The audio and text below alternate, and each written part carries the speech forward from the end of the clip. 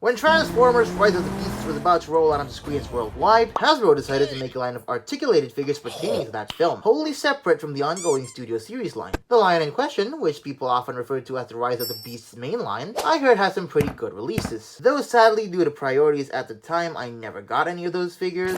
Then fast forward to earlier this year, Hasbro decided to do the same thing to coincide with the upcoming Transformers 1 movie. This line is known as the Prime Changers. And from my own point of view, the figures in this line look a lot more appetizing than those of the Rise of the Beasts mainline. I'm stupid! Sentinel Prime in particular has had some pretty glowing reviews surrounding him, so I decided to grab one when I had the chance, and yeah, this was the best decision ever. Greetings people of YouTube, I'm Screaming Star, and today I'll be reviewing the Transformers 1 Prime Changers Deluxe Class Sentinel Prime. I've pretty much said all that's needed to be said to introduce the toy. Now what about the character? Sentinel Prime was introduced in the Marvel Transformers comics, and was later retroactively made to be a part of G1. He then made several notable appearances, such as in Transformers Animated and Transformers Dark of the Moon. He's usually depicted as an authoritarian leader, who more often than not becomes a sort of predecessor or even a bitter rival to Optimus Prime. Pretty interesting character history if I do say so myself, and I definitely look forward to seeing what he'll be up to in the upcoming Transformers 1 movie. 1 month, guys, we can do this. Another reason why I'm excited to see the character in action is because this figure is freaking sweet.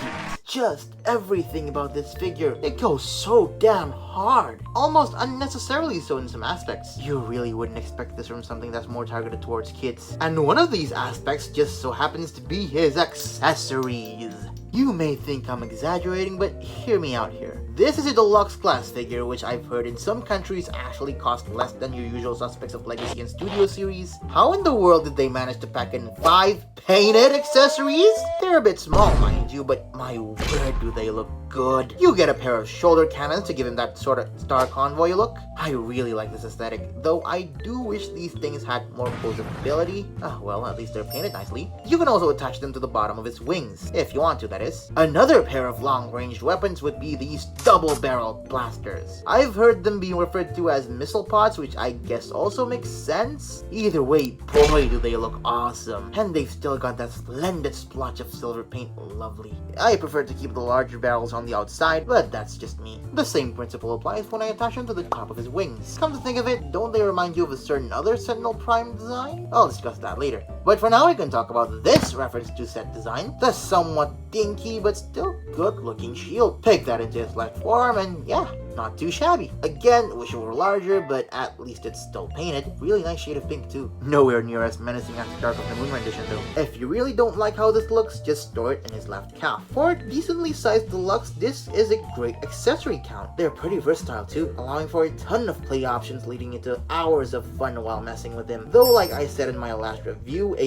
good amount of accessories does not automatically mean a good figure. Thankfully though, this figure just oozes with quality. Where do I even begin here? Firstly, plastic choice. They've chosen a very lush shade of blue that really pops under well-lit spaces. Looks slightly better on camera than in person, which isn't saying much since I genuinely think this looks gorgeous no matter what. Apart from that, the gold plastic they chose here, while not perfect, I feel works well enough for the budget they were given. Speaking of gold, check out these little strips on his pelvis and his chest. For how small they are, I'm surprised to see how clean they turned out. No bleed, no misalignment, lovely. Speaking of this chest, doesn't it remind you of the animated Sentinel design? Come to think of it, this design as a whole feels like a culmination of several previous iterations of the character, with a lot of new and unique elements to truly tie it all together. Let's be honest, Sentinel Prime has never really had the most consistent look, but just look at here, we've got the previously mentioned chest, the shoulder pads and capes reminiscent of his Dark of the Moon design, the vibrant colors of G1, a helmet that resembles his War for Cybertron design, which yes, before you ask, that is both Zeta and Sentinel Prime. I don't make the rules, I just follow. Closing in on the helmet, and I guess also the head sculpt, it is very handsome and very well painted. Surprisingly, despite the varying inspirations, this design, and by extension the figure itself, manages to balance them all and assimilate them into its own unique take, which I sincerely hope will be remembered for years to come either by Transformers fans and or otherwise. I guess if I have to mention some gripes, it'd be that this arm cable is a bit intrusive, but it's really really not that bad. Even apart from the design, which as I've established I freaking adore, as a playable toy he's got great plastic quality, is incredibly solid but a few pieces which I'll mention later, and is such a joy to play with. A big part of that would definitely be the fact that his posing absolutely rocks. For a mainline figure, his posability is pretty darn good. There are a few woes which I will definitely mention throughout. Head is on a ball joint, but due to the design, it's more of a swivel. It's fine though. Shoulders can rotate 360, but these cannons can get in the way, so just be careful of that. They move out at this point, and at this point due to the transformation, which does help into getting him into more dynamic poses. The cannons up here rotate, they're not on hinge joints, but it's really not a big deal. Also, the outward movement on the left side is incredibly loose. I'll probably tighten that up with some glue or something. And an elbow swivel, elbow bend that bends in over 90 degrees just a little bit. But on this side, if you bend the elbow inwards, then it won't get into 90 because of this 5mm port here. No wrist swivels, but that's fine. Also, is it just me or are the biceps too long? Anyways, you got a waist swivel. Hips can kick forward that far, back that far. He can do the splits. Actually, not that great of a split, but it's fine. Thigh swivels, and the right one is a bit loose. Hinge joint at the knee. Ankles are on a detented ratchet joints moving down. Quite surprisingly, you get a pretty good ankle pivot. And finally, for the wings, hinge joint here and a hinge joint here. Combine the more than adequate amount of articulation with the really dynamic look of the sculpt and the accessories. Whew, boy, can this guy pose.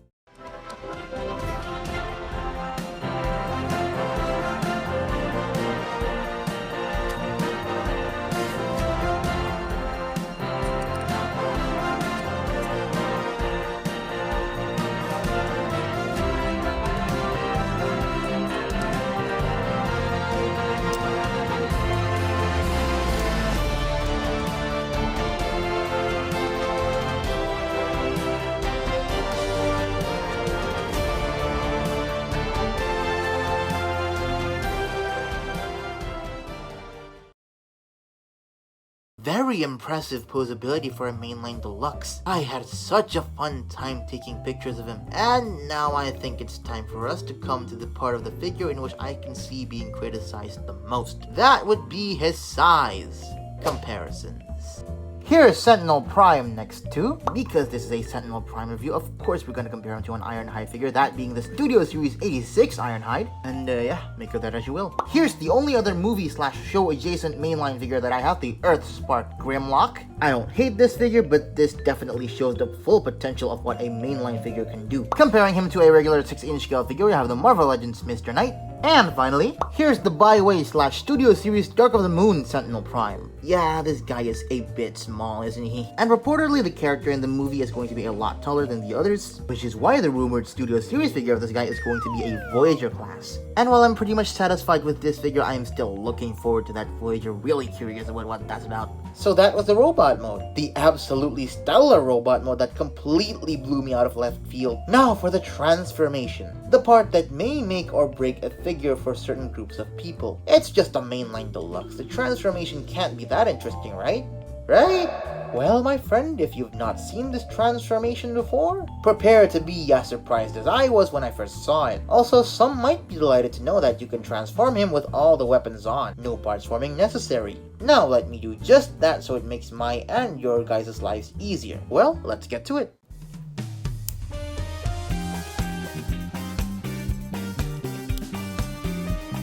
I'll forget to mention this later on, but it's really cool how the hinges here disguise themselves as missiles for the wings. That's really smooth. Also, now you're going to bring down the entire head and also this belly piece, but I don't recommend you doing that by pulling down the head, as that may cause stretch marks on the ball joints here. So I'd say just grab this bottom section and pull it with your nail, and there you go. And now that'll slide nicely into the groove there.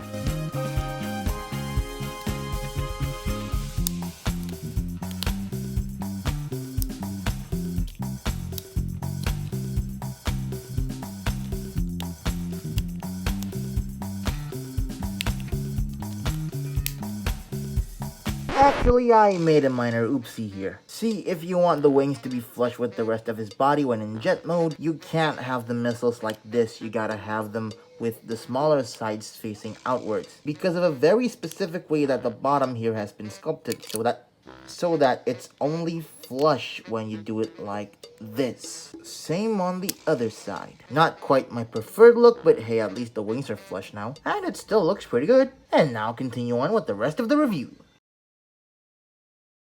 That transformation was by no means complex, but my word was it ingenious. The way the arms form the entire nose cone and how the legs fold in, just absolutely marvelous. Especially for a non-studio series or legacy deluxe. The alt mode itself though, while it's not quite a tetrajet, therefore it's not movie accurate, by no means is it bad though. As its own thing, the figure still looks very nice. The shapes are sleek and angular, really wouldn't make it out of place amongst other Cybertronian jet modes. And honestly, in a vacuum, this is possibly one of my favorite Cybertronian jet designs. And look, they even managed to make the underside look decent, something not many jet formers could achieve. And just like said other jet formers, this thing is pretty fun to whoosh around. Though I'd say be careful with these wings since they do have a tendency to pop off at times. Heck, even the weapon storage is mostly brilliant. I guess he does look a bit better without the shield on there. Doesn't mean the shield makes it look bad though. You can even give him a sort of attack mode if you open up his nose cone. Damn it, man. This is such a fun alt mode to accompany a banger robot mode. Again, the only thing I can see people ranting about with the figure would be his size, and I guess accuracy too for this mode. But god damn it me, you just ruined a perfect segue into the size comparisons.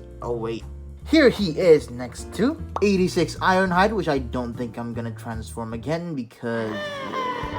So as a substitute for an alt mode comparison, here's the Earthrise / Legacy Evolution Dirge. And yeah, I can totally see why people think they look similar. Here's Grimlock, Mr. Knight, and finally, Dark of the Moon Sentinel Prime. Literally couldn't be any more different if you tried. And there goes my review for the Transformers 1 Prime Changers Deluxe Class Sentinel Prime. This figure took me by absolute surprise. I knew he'd be good, but I didn't know he'd be a Deluxe of the Year contender, at least for me. Goes without saying that I highly recommend this figure to anyone who's a fan of Transformers. I feel like there's something for almost everyone here. A lot of elements that make up a good Transformers figure culminated into one. Kinda like how this design embodies a lot of the previous Sentinel Prime incarnations. And oh man, if the mainline Deluxe is this good, I shudder to think what the alleged Studio Series Voyager will be like. And I'd like to sincerely say thank you to everyone who watched this video. What did you think of it? If you enjoyed it, leave a like. If you got something to say, leave a comment. And if you like the channel, feel free to subscribe. Farewell folks, I'll hopefully see you all next time. Now that this is out of the way, we can finally talk about what is possibly my favorite mainline release of this year. Please don't hate me for this.